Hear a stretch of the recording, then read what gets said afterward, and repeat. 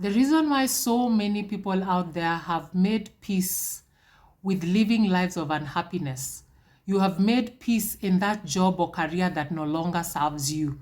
You know, you are unhappy, but you know, you're comfortable being there, is because most people don't believe that there are opportunities attached to the talent, the gift, that calling that God has given you. You don't believe the opportunities out there because that's what society has told you. That's what you've told yourself for a very long time. That's what your friends have told you. You know, people, someone has told you, I tried, it failed. So you also do not want to try because you do not believe that the opportunity is out there. Unfortunately, for that person who tried and failed, it could be because that was not their gift or calling. Maybe they were just doing it for the sake of doing it. But today I want to shed light into the fact that when the gift is your gift, when the talent is the reason why God created you, the opportunities will always be there. But unfortunately, for so many people, we've grown up thinking that, with this mindset that we all always have to do whatever everyone else is doing, that your gift cannot serve you. Unfortunately, you're wrong. And I want to shed light into that truth today, because I was one of those people not so long ago who was guilty of believing in this same lie, that there are no opportunities for me out there, but they're there and there are many. But what are you doing about them? Today, I want to share with you a verse in the book of Luke. My Bible closed itself. Luke 5. No, it's not Luke 5. I think it's John chapter 5. Give me a moment. Please let it be John chapter. Yes, John chapter 5. It's a story about the healing at the pool. I want to give you some tough love today, guys. And for anyone out there who this comes out as judgment, please, I have been through this same journey. I am not judging you at all. But today's story is about the healing at the pool. It talks about Jesus coming, healing someone who was an invalid for 38 years. So it says, sometime later, Jesus went up to Jerusalem for one of the Jewish festivals. So there was a pool where most people who are invalids, people who are sick, people who are crippled, when the pool was stirred, people would jump in and anyone who was sick would get healed.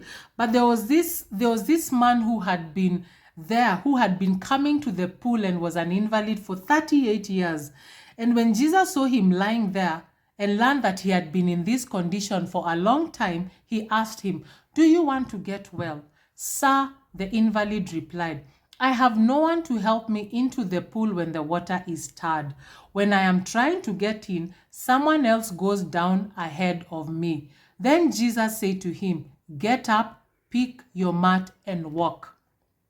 So many times, and even for me, I've told you, I've been guilty of this thing. We keep crying out to God to do something about the gift that he has given us. And yet, you have an opportunity like this man at the pool. The opportunities are there. He would have crawled there slowly for all that time that he had for the 38 years. And finally, he would probably fallen in the pool himself.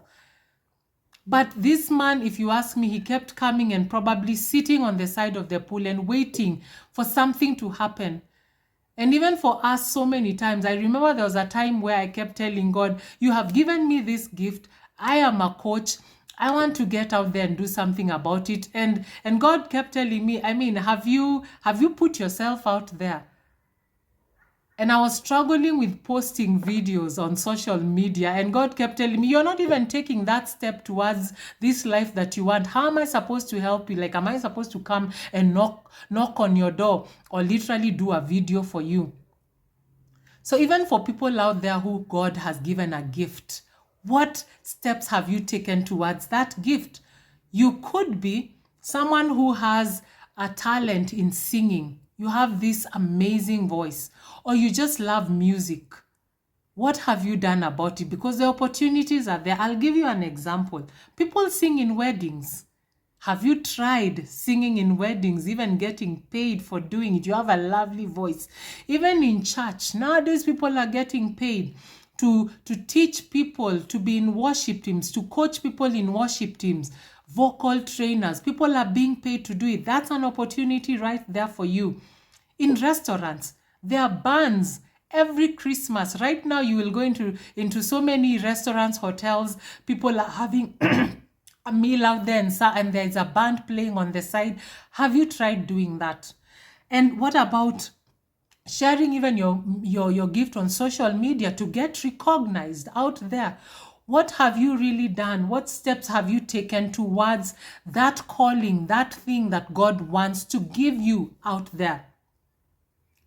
I could go on and on about opportunities in regards and in relation to music, to the person who has a voice that God wants to use. If you're one of those people who has been crying out to God to do something about that gift that God has given you, you're stuck, you've been stuck for so long, I am challenging you today. There's a link below this video.